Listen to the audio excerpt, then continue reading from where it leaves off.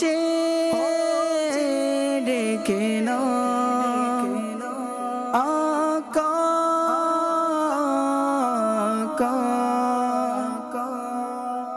আলহামদুলিল্লাহি রাব্বিল আলামিন ওয়াসসালাতু ওয়াসসালামু আলা সাইয়্যিদিল আমবিয়াই ওয়াল মুরসালিন আম্মা বা'দ ফাআউযু বিল্লাহি মিনাশ শাইতানির রাজীম বিসমিল্লাহির রহমানির রহিম আসসালাতু ওয়াসসালামু আলাইকা ইয়া রাসূলুল্লাহ ওয়া আলা আলিকা ওয়া আসহাবিকা ইয়া হাবিবাল্লাহ আসসালাতু ওয়াসসালামু আলাইকা ইয়া নবিয়াল্লাহ ওয়া আলা আলিকা ওয়া আসহাবিকা ইয়া নূরাল্লাহ।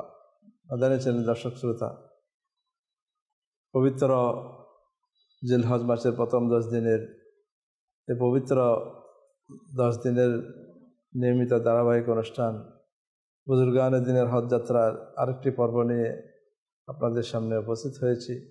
সবাইকে স্বাগতম জানাচ্ছি। আল্লাহ তাআলা আমাদেরকে এই মাদানী চ্যানেলের এই পর্বগুলো, এই অনুষ্ঠানগুলো দেখে ইলমে দ্বীন অর্জন করে আমাদের ইলমের মধ্যে যেন ইলম বৃদ্ধি পায় এবং আমল করতে পারে। আল্লাহ তাআলা আমাদেরকে তৌফিক নসিব করুক। আজকেও আমরা বুজুর্গানদের হজ যাত্রা সম্পর্কে বিভিন্ন বিষয় শুনব। আলোচনা শুরুর পূর্বে আমরা নিয়ম মোতাবেক দরুদ শরীফের ফজিলত আমরা শুনে নিই।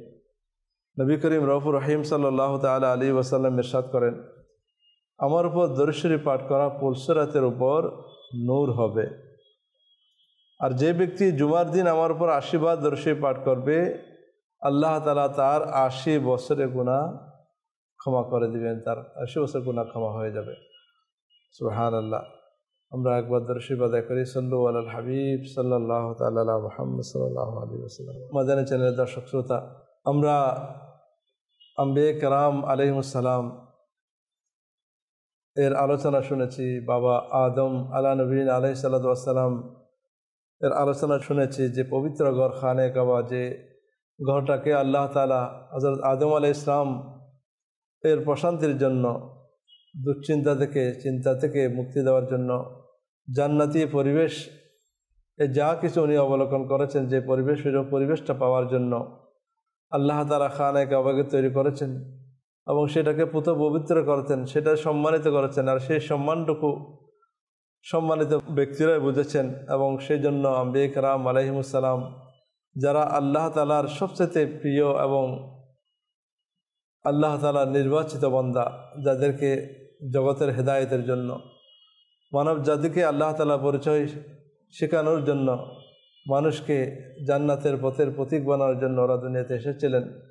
সেই মাসুম নবীগণ, নিষ্পাপ নবীগণ সে খানে কাবাকে কত ইজ্জত করেছেন, এই খানে কাবার জিয়ারত করেছেন। আম্বিয়া কেরাম আলাইহিমুস সালাম এরপর যাদের সবচেয়ে মর্যাদা বেশি, তারা হচ্ছে সাহাবায়ে কেরাম আলাইহিম রিদওয়ানুল্লাহ মাহবুব সাল্লাল্লাহু আলাইহি ওয়াসাল্লামের সাহাবী, বিশেষ করে সাইয়েদনা আবু বকর সিদ্দিক রাদিয়াল্লাহু তাআলা আনহু। তো সাহাবায়ে কেরাম যারা আল্লাহর প্রিয় মাহবুব সাল্লাল্লাহু আলাইহি ওয়াসাল্লামের হাতে ঈমান এনেছেন এবং ঈমান নিয়ে দুনিয়াতে গিয়েছেন, তাদেরকে সাহাবা বলা হয়। সাহাবায়ে কেরাম আলাইহিম রিদওয়ানের অন্তরের মধ্যে ইবাদতের জজবা,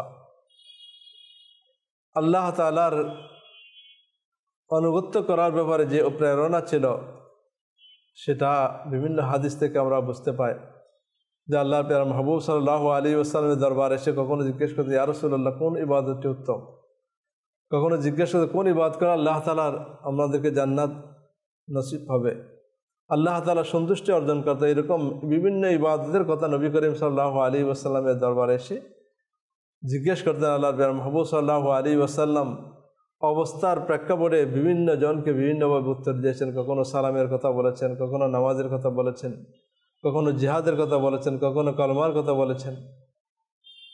মোট কথা, সাহাবায়ে কেরাম আলাইহিম রিদওয়ানের অন্তরের মধ্যে ইবাদতের জজবা ছিল। ওই ইবাদত সমূহের মধ্যে সবচাইতে অন্যতম একটি ইবাদত, সেটা হচ্ছে হজ। আর সেই হজের প্রতি সাহাবায়ে কেরামের আগ্রহ থাকবে না, তাদের অন্তরে এর জন্য প্রেরণা থাকবে না, সেটা কখনো হতে পারে না। আর সেই প্রেরণা, সেই জজবার একটা দৃশ্য ওই সময় দেখা গিয়েছে যখন 9ম হিজরিতে হজ ফরজ হলো এবং 10ম হিজরিতে নবী করিম সাল্লাল্লাহু তাআলা আলাইহি ওয়াসাল্লাম যখন সবাইকে হজে যাওয়ার কথা সংবাদ শুনিয়ে দিলেন, চারিদিকে সাহাবায়ে কেরাম আলাইহিম রিদওয়ান ঘোষণা করে দিলেন যে আগামী বছর 10ম হিজরিতে আল্লাহর প্যারা মাহবুব সাল্লাল্লাহু তাআলা আলাইহি ওয়াসাল্লাম হজে যাবেন, তখন চারিদিকে এক হইচই, এক শোরগোল পড়ে গেল যে সবার মধ্যে এই জজবা প্রেরণা সৃষ্টি হলে সবাই একসাথে হজ্জাতুল বিদায় হজ নবী করিম সাল্লাল্লাহু আলাইহি ওয়াসাল্লামের সাথে হজের জন্য মদিনা মুনাওয়ারা থেকে যে অধিক হারে বিশাল বহর নিয়ে গিয়েছেন, সেটা সাহাবায়ে কেরাম আলাইহিম রিদওয়ানের খানায়ে কাবার প্রতি মহব্বত, হজের প্রতি তাদের আদায় করে তাদের জজবা, এই দৃশ্য দিয়ে আমরা বুঝতে পারি সাহাবায়ে কেরাম অত্যন্ত আল্লাহওয়ালা ছিলেন। বিশেষ করে হজের প্রতি খানায়ে কাবার তাদের অন্তরে এক বিশেষ টান ছিল। ওই সফরের মধ্যে অধিক সাহাবায়ে কেরাম আল্লাহর প্রিয় মাহবুব সাল্লাল্লাহু আলাইহি ওয়াসাল্লামের সাথে সফর করেছেন। এমনকি হযরত আসমা বিন উমাইস নামে একজন সাহাবিয়া ছিল, উনি গর্ভবতী ছিলেন। আমরা জানি ওই অবস্থার মধ্যে একজন মহিলার, একজন মেয়ের কত কষ্ট হয়, কিন্তু ওই মহিলা সাহাবিয়ার কি জজবা ছিল, উনি ওই গর্ভবতী অবস্থায় আল্লাহর প্রিয় মাহবুব সাল্লাল্লাহু তাআলা আলাইহি ওয়াসাল্লামের সাথে হজের সাথী হয়ে গেলেন। হজ যাত্রা উনি শুরু করে দিলেন এবং জুলহুলাইফা নামক স্থানে যখন আসলেন, উনি ওনার সন্তান প্রসব করলেন। এরপরও উনি পিছু হটেননি। এই অবস্থায়ও সমস্ত সাহাবায়ে কেরামের সাথে উনি হজের জন্য পৌঁছে গিয়েছেন, হজ আদায় করার জন্য গিয়েছেন। এবং সাহাবায়ে কেরাম আলাইহিম রিদওয়ান যখন বাইদা নামক স্থানে বসলেন, তখন এত বেশি প্রচুর সাহাবায়ে কেরাম ছিলেন যে এমন ভিড় ছিল যে অন্য কিছু দৃশ্য নজর আসতেছিল না, দেখা যাচ্ছিল না। শুধু একটা দৃশ্যই যে যেদিকে দেশে মানুষের মাথা ছাড়া, শুধু মানুষ আর মানুষ আর কিছুই আর দৃষ্টিগোচর হতো না। এমন জজবা প্রেরণার সাথে সাহাবায়ে কেরাম আলাইহিম রিদওয়ান হজ্জাতুল বিদার সময় সাহাবায়ে কেরাম হজের জন্য দিওয়ানা হয়ে পাগল হয়ে গিয়েছিলেন। একটা জিনিস মনে রাখবেন, যাদের হজ ফরজ হয় সবার জন্য না, হজ একমাত্র তাদের জন্য ফরজ হয় যাদের সামর্থ্য রয়েছে। সামর্থ্য বলতে যাদের এতটুকু সম্পত্তি রয়েছে যে হজে খানায়ে কাবার, হারমাইন শরীফ আইনে সেখানে সফরের যে খরচগুলো, ওই খরচগুলো, এবং সেখানে যতদিন থাকবে ওই খরচগুলো, এবং ফিরে আসা পর্যন্ত খরচগুলো থাকা, এবং যতদিন খানায়ে কাবায় থাকবেন হজের মধ্যে থাকবে ওই দিনগুলোর জন্য আপন পরিবারের খরচগুলো বহন করা, এবং রাস্তাও যদি পরিপূর্ণ কোনো বাধা না থাকে তাহলে তাদের জন্য জীবনে একবার হজ আদায় করা ফরজ। টাকা পয়সা সব কিছু আছে, কিন্তু প্রত্যেক বছর ফরজ না। আর যাদের এতটুকু সামর্থ্য নাই তাদের তো ফরজ নয়। কিন্তু সাহাবায়ে কেরাম আলাইহিম রিদওয়ান তারা কেমন নেককার, কেমন আল্লাহওয়ালা, কেমন পবিত্র ছিলেন যে জীবনে একবার হজ ফরজ হওয়া সত্ত্বেও তারা সমস্ত জীবন, সারা জীবন, প্রত্যেক বছর ওনারা হজ আদায় করার জন্য বের হয়ে যেতেন। একবার হযরত আয়েশা সিদ্দিকা তাইয়্যিবা তাহরা রাদিয়াল্লাহু তাআলা আনহু রাসূল সাল্লাল্লাহু তাআলা আলাইহি ওয়াসাল্লামের কাছে জিহাদের অনুমতি চাইলেন। তখন রাসূল করিম সাল্লাল্লাহু তাআলা আলাইহি ওয়াসাল্লাম ইরশাদ করলেন, সর্বোত্তম জিহাদ হচ্ছে হজ্জে মবরুর। অর্থাৎ হজ্জে মবরুর এটা উত্তম জিহাদের মধ্যে অন্তর্ভুক্ত করেছেন। এরপর হযরত আয়েশা সিদ্দিকা তাইয়্যিবা তাহরা রাদিয়াল্লাহু তাআলা আনহা উনি কখনো এরপর থেকে কোনো বছর হজ ছেড়ে দেননি। অর্থাৎ প্রত্যেক বছর, জীবনের প্রতিটা বছর হজের জন্য উনি যাত্রা করেছেন, সফর করেছেন। হযরত ওমর রাদিয়াল্লাহু তাআলা একটি খুতবার মধ্যে ইরশাদ করলেন, তোমরা যখন জিহাদ থেকে অবসর হয়ে যাবে, জিহাদ শেষ, তখন তোমরা হজের জন্য প্রস্তুতি গ্রহণ করো, হজে যাওয়ার জন্য চেষ্টা করো। কেননা হজ হচ্ছে একটা উত্তম জিহাদ, হজ এটা একটা উত্তম জিহাদ। হযরত আব্দুল্লাহ ইবনে ওমর রাদিয়াল্লাহু তাআলা আনহু অত্যন্ত নাজুকপূর্ণ সময়, অর্থাৎ এমন একটা সময়, সে সময়ের মধ্যে নিরাপত্তা ছিল না। ওই সময়ে উনি হজে যাওয়ার জন্য প্রস্তুতি গ্রহণ করলেন। ওই সময়ের মধ্যে হাজ্জাজ বিন ইউসুফ এবং হযরত আব্দুল্লাহ ইবনে জুবাইর রাদিয়াল্লাহু তাআলা আনহু এর মধ্যে যুদ্ধ শুরু হয়ে গিয়েছে, এবং নিজেও মক্কা মধ্যে কি অবরুদ্ধ অবস্থায় ছিলেন। এই অবস্থায় উনি হজে যাওয়ার জন্য ইচ্ছা পোষণ করলেন। তখন ওনার শাহজাদা ওনাকে বললেন, বাধা দিলেন যে আমাদের কাছে তো রাসূল করিম সাল্লাল্লাহু আলাইহি ওয়াসাল্লামের জীবনে একটি নমুনা রয়েছে। আল্লাহর প্রিয় মাহবুব সাল্লাল্লাহু তাআলা আলাইহি ওয়াসাল্লাম তো হজের জন্য বা খানে কাবার জিয়ারতের জন্য গিয়েছিলেন, বের হয়েছিলেন, কিন্তু অমুসলিমরা সেখানে বাধা দিয়েছিল। তো যেরকম বাধা দিয়েছে হুদায়বিয়ার সময় উনি যেতে পারেন নাই এবং সেখান থেকে চলে গিয়েছিলেন, পরবর্তীতে হজ করেছেন। তো আমরা জানতে পারলাম যে সাহাবায়ে কেরাম আলাইহিম রিদওয়ান কীভাবে হজের জন্য তাদের কোনো মাজরে থাকলেও কোনো অপারগতা থাকলেও তারা হজের জন্য যেতেন। এমনকি আমরা জানতে পারলাম হযরত আব্দুল্লাহ ইবনে ওমর ওনার সামনে কথা প্রতিবন্ধকতা ছিল, এরপর উনি হজের জন্য বের হয়ে গিয়েছেন এবং রাসূল করিম সাল্লাল্লাহু আলাইহি ওয়াসাল্লাম যা করেছেন সে অনুযায়ী ওনারা আমল করতেন। হজের জন্য ওদের স্পৃহা এমন ছিল, যদিও জীবনে একবার ফরজ হজ, কিন্তু সাহাবায়ে কেরাম আলাইহিম রিদওয়ান প্রত্যেক বছর হজের জন্য বের হয়ে যেতেন। এবং খোলাফায়ে রাশিদিন যারা ছিল, সমস্ত খোলাফায়ে রাশিদিন এটা আবশ্যকীয়ভাবে ওরা যখন হজ যেতেন, শুধু হাজি হিসেবে যেতেন না, ওনারা আমিরুল হজ্জাজ, অর্থাৎ সমস্ত হাজি যারা আছে তাদেরকে সঙ্গে নিয়ে ওনারা হাজিদের আমির বনে ওনারা দলবদ্ধভাবে হজের জন্য যেতেন। এমনকি হযরত ওসমান রাদিয়াল্লাহু তাআলা আনহু উনি 10 বছর খেলাফতে ছিলেন, 10 বছর পর্যন্ত উনি আমিরুল হজ্জাজ হয়ে, অর্থাৎ হাজিদেরকে আমির হয়ে উনি একত্রিতভাবে সাহাবায়ে কেরাম আলাইহিম রিদওয়ান এবং তাবেঈনদের নিয়ে উনি হজের জন্য যেতেন। এবং এই 10 বছরের মধ্যে উনি শুধুমাত্র যে বছর ওনাকে অবরুদ্ধ করে রাখা হয়েছিল ওনাকে শাহাদাত করার জন্য, ওই বছর উনি যেতে পারেননি। ওই বছর আব্দুল্লাহ ইবনে আব্বাস রাদিয়াল্লাহু তাআলা আনহুকে আমিরুল হাজ করে উনি প্রেরণ করেছেন। অর্থাৎ এই ঘটনা থেকে আমরা জানতে পারলাম যে সমস্ত খোলাফায়ে রাশিদিন এর হজের প্রতি কেমন আগ্রহ ছিল, কেমন মহব্বত ছিল। ওনারা প্রত্যেক বছর মুসলমানদেরকে নিয়ে, হাজি সাহেবদেরকে নিয়ে নিজেরা নেতৃত্ব দিয়ে হজের জন্য যেতেন। আল্লাহ তাআলা ঘরে তওয়াফের জন্য, হজ করার জন্য ওনারা যেতেন। ইসলামের মধ্যে বৈরাগ্যতা, বৈরাগ্য বলতে একদম ঘর বাড়ি, পরিবার পরিজন, ব্যবসা বাণিজ্য, অর্থাৎ দুনিয়ার কোনো কাজ কর সবগুলো ছেড়ে বনে জঙ্গলে চলে যাওয়া, এটাকে রহবানিয়ত বা বৈরাগ্য বলা হয়। এগুলো ইসলাম নিষেধ করেছেন। ইসলাম এমন একটা ধর্ম যে স্বাভাবিকভাবে জীবনযাপন করে, প্রত্যেকটা ক্ষেত্রে ইসলামিক অনুশাসনকে মেনে চলে। যদি কেউ চলতে পারে তাহলে সে অনেক বড় ইবাদতগুজার হিসেবে গণ্য হবে। কারণ ইসলাম প্রতিটা ক্ষেত্রে রহনুমাই করেছেন, পথ নির্দেশনা দিয়েছেন প্রতিটা ক্ষেত্রে।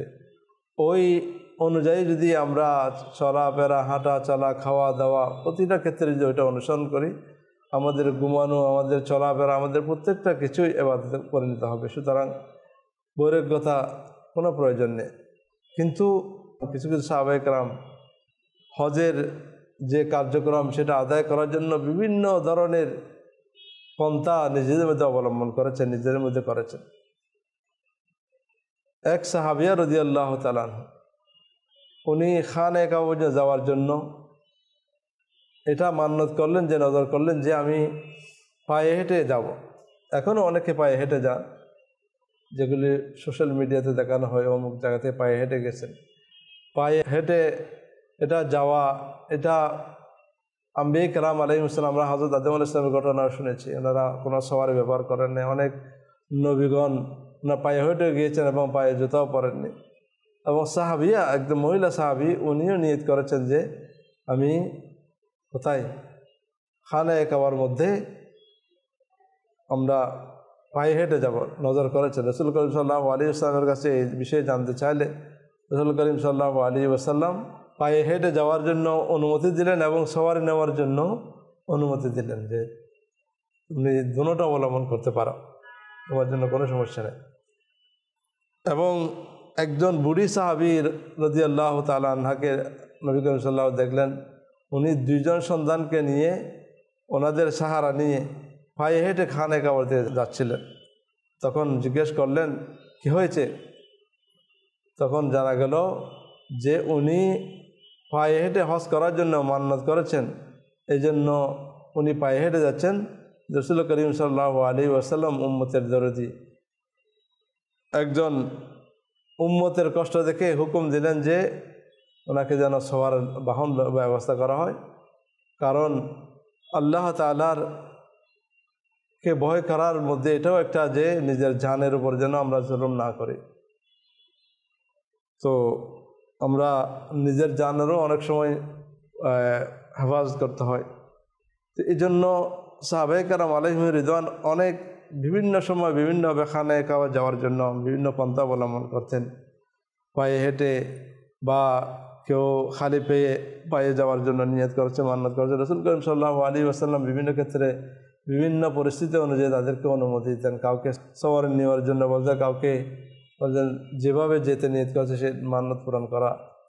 তো যদি কোনো মাজুরি, কোনো অপারগতা ওদের সামনে আসতো, তারা অত্যন্ত পেরেশানি হয়ে যেতেন যে আমি এই বছর হজে যেতে পারবো না। এই জন্য তারা অত্যন্ত মনের মধ্যে দুঃখ পেতেন। যেমন হযরত মা আয়েশা সিদ্দিকা তয়্যিবা তাহরা রাদিয়াল্লাহু তাআলা আনহা যখন হজ্জাতুল বিদায় হজের জন্য ঘোষণা দেওয়া হলো, তখন সাহাবায়ে কেরাম চারিদিক থেকে ছুটছে, তৈরি করছে যে খানায়ে কাবা যাবে, হজে যাবেন। ওই সময়ের মধ্যে মহিলাদের যে অপারগতা রয়েছে, প্রত্যেক মাসের এক অপবিত্র অবস্থায় তাদেরকে কাটাতে হয়। তখন মা আয়েশা সিদ্দিকা তয়্যিবা তাহরা রাদিয়াল্লাহু তাআলা আনহুর ওই সময়টা এসেছিল। তো উনি এই অবস্থার কারণে, কারণ নাপাক অবস্থা, অপবিত্র অবস্থায় কীভাবে খানায়ে কাবায় যাবেন, কীভাবে হজ করবেন, এই জন্য উনি কান্নাকাটি শুরু করে দিয়েছেন। তখন রাসূল করিম সাল্লাল্লাহু আলাইহি ওয়াসাল্লাম ওনার কান্নাকাটি দেখে জিজ্ঞেস করলেন, কি হয়েছে, কান্নাকাটি করছে কেন? তখন মা আয়েশা সিদ্দিকা তয়্যিবা তাহরা রাদিয়াল্লাহু তাআলা আনহা বললেন, হায় আমি যদি এই বছর যদি সবার সাথে হজ যেতে পারতাম, আমার তো এই অবস্থা, আমি তখন অপবিত্র অবস্থা, আমি তো হজ যেতে পারবো না। তখন রাসূল করিম সাল্লাল্লাহু আলাইহি ওয়াসাল্লাম ওনাকে সাহস দিলেন এবং বললেন, সুবহানাল্লাহ, এটা তো স্বাভাবিক একটা মানুষের এমন বিষয়, এটা তো মেয়েদের জন্য ফিতরি বিষয়, এটা তো একটা স্বাভাবিক বিষয়। তুমি সমস্ত হজের যে আহকামগুলো আছে, হজের যে বিধিবিধানগুলো আছে, হজের যে আমলগুলো আছে, সেগুলো আদায় করো। শুধুমাত্র তুমি একটা কাজ করবে না, সেটা হচ্ছে কি খানায়ে কাবার তওয়াফ করতে হবে। কারণ খানায়ে কাবার যে মতাফ যেটা, সেটা মসজিদের ভিতরে, সেই জায়গার মধ্যে অজুহীন অবস্থায়, অপবিত্র অবস্থায় যাওয়া যায় না। বাকি সব আরাফাতের ময়দান, মিনা, মুজদালিফা, যেগুলো হজের অন্যান্য আহকাম মানাসিক যেগুলো আছে, এগুলি পালন করা তোমার জন্য কোনো প্রতিবন্ধকতা নেই। আর তোমার যেটা আছে সেটা তুমি পরবর্তীতে করতে পারো। সাহাবায়ে কেরাম এর জজবা, ওনার কোনো মাজুরি, কোনো অপারগতা থাকলে এই সময় পেরেশান হয়ে যায়, আমি কি হজে যেতে পারবো না। একাশ আমাদের যদি প্রত্যেক বছরের কোনো মাজুর যারা আছেন, যারা হজের ফরজ হয়েছে, কিন্তু তারা বলে আমার তো এখনো মেয়ে বিয়ে দিয়ে নাই, আমার তো অমুক কাজ বাকি রয়েছে, আমি তো এখন বয়স ছোট, আমার তো এখন অনেক সময় রয়েছে, আমি সময় হলে যাব। কিন্তু হজ ফরজ হওয়া সত্ত্বেও হজ না করে, এটা অত্যন্ত গুনাহের কাজ এবং ঈমান হারা হয়ে যাওয়ার মতো একটা কাজ। তো আল্লাহ তাআলা আমাদেরকে হজ ফরজ হওয়ার সাথে সাথে হজ করার তৌফিক দান করে, এবং সাথে সাথে যাদেরকে আল্লাহ তাআলা তৌফিক দিয়েছেন এবং যাদেরকে তৌফিক দেন নাই, সবাইকে আল্লাহ তাআলা খানায়ে কাবা যাওয়ার স্পৃহা, প্রেরণা, জজবা দান করুক এবং যাওয়ার কোনো ব্যবস্থা আল্লাহ তাআলা আমাদের সবাইকে করে দেন। তো সাহাবায়ে কেরাম আলাইহিম রিদওয়ান এরা শুধু ফরজ হজ নয়, ওরা মজবুরি অবস্থায় হজে না যেতে না পারার কারণে অত্যন্ত পেরেশানগ্রস্ত হতেন। আল্লাহর মাহবুব সাল্লাল্লাহু আলাইহি ওয়াসাল্লাম তাদেরকে বিভিন্নভাবে ব্যবস্থা করে দিতেন, না তুমি এভাবে যেতে পারো। যেমন আয়েশা সিদ্দিকা রাদিয়াল্লাহু তাআলা আনহার ঘটনা শুনলাম। আর তারা শুধু এমন নয় যে নিজেদের হজ করতেন, তাদের মধ্যে এত জজবা ছিল যে তারা নিজের মা বাবার হজ করার জন্য বের হয়ে যেতেন। হজ্জাতুল বিদায় হজের সময় একজন সাহাবিয়া রাদিয়াল্লাহু তাআলা রাসূল করিম সাল্লাল্লাহু তাআলা আলাইহি ওয়াসাল্লামের দরবারে এসে আরজ করলেন, ইয়া রাসূলুল্লাহ সাল্লাল্লাহু আলাইহি ওয়াসাল্লাম, আমার পিতার উপর হজ ফরজ হয়েছে, কিন্তু সে অত্যন্ত বৃদ্ধ, সে এই বৃদ্ধ অবস্থায় সওয়ার হয়ে বা সফর করে খানায়ে কাবা পর্যন্ত পৌঁছে হজের কাজগুলো সম্পাদন করা তার জন্য কখনো সম্ভব না। আমি কি তার পক্ষ থেকে হজ আদায় করতে পারবো? আল্লাহর প্যারা মাহবুব সাল্লাল্লাহু তাআলা আলাইহি ওয়াসাল্লাম তাকে ইজাজত দিলেন, অনুমতি দিলেন যে হ্যাঁ তুমি তোমার বাবা যেহেতু যেতে পারতেছেন না, তুমি তোমার বাবার পক্ষ থেকে তোমার বাবার হজটা করে নাও। এরকম অন্য একজন সাহাবিয়ার রাদিয়াল্লাহু তাআলা আনহার মার ইন্তেকাল হয়ে গেল, যার হজ ফরজ হয়েছিল কিন্তু হজ করতে পারলেন না। রাসূল করিম সাল্লাল্লাহু আলাইহি ওয়াসাল্লাম এর দরবারে আসলেন এবং বললেন যে আমার মা তো কখনো হজ করে নাই, আমি কি পারবো আমার মায়ের পক্ষ থেকে ফরজ হজটা আদায় করতে পারবো? রাসূল করিম সাল্লাল্লাহু আলাইহি ওয়াসাল্লাম ওনাকে অনুমতি দিলেন যে যা, হ্যাঁ তুমি তোমার মায়ের পক্ষ থেকে হজ আদায় করতে পারবে। আল্লাহ তাআলা তাদের এই হজের সফরের সদকায়, তাদের এই হজের সদকায় আল্লাহ তাআলা আমাদেরকে হজ্জে মাবরুর নসিব করে দেয়। অনেক সাহাবায়ে কেরাম আলাইহিমুর রিদওয়ান শুধু হজ নয় ওমরাকেও ফরজ মনে করতেন। যেমন হযরত আব্দুল্লাহ ইবনে ওমর রাদিয়াল্লাহু তাআলা আনহুর এটা ধারণা ছিল যে হজের মতো ওমরাও ফরজ। হযরত আব্দুল্লাহ ইবনে আব্বাস রাদিয়াল্লাহু তাআলা আনহু এই ফরজ অর্থাৎ হজ যেভাবে ফরজ ওমরাও ফরজ সেটার দলিল দিতে গিয়ে কোরআনে পাকের এই আয়াতখানা তেলাওয়াত করতেন যে আতিমুল হজ্জ ওয়াল উমরাতা লিল্লাহ, অর্থাৎ আল্লাহ তাআলার জন্য হজ এবং ওমরা পূরণ করো, এটা আদায় করো। তো সুতরাং উনি বললেন যে হজের সাথে ওমরার কথাও একই আয়াতের মধ্যে উল্লেখ রয়েছে, সেজন্য হজ যেভাবে ফরজ ওমরাও ফরজ।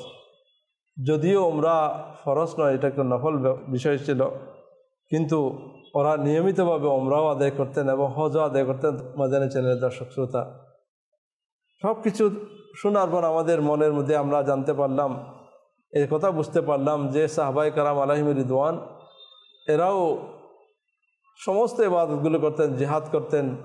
ইসলামের প্রাথমিক সময়, ওই সময় ইসলামের মধ্যে অনেক জিহাদ, অনেক বাধা প্রতিকূলতা, এই সত্ত্বেও ওরা সব ইবাদতের জন্য ওনারা যেভাবে সচেষ্ট ছিলেন সেটা করার জন্য ওনাদের মধ্যে একটা জজবা প্রেরণা ছিল।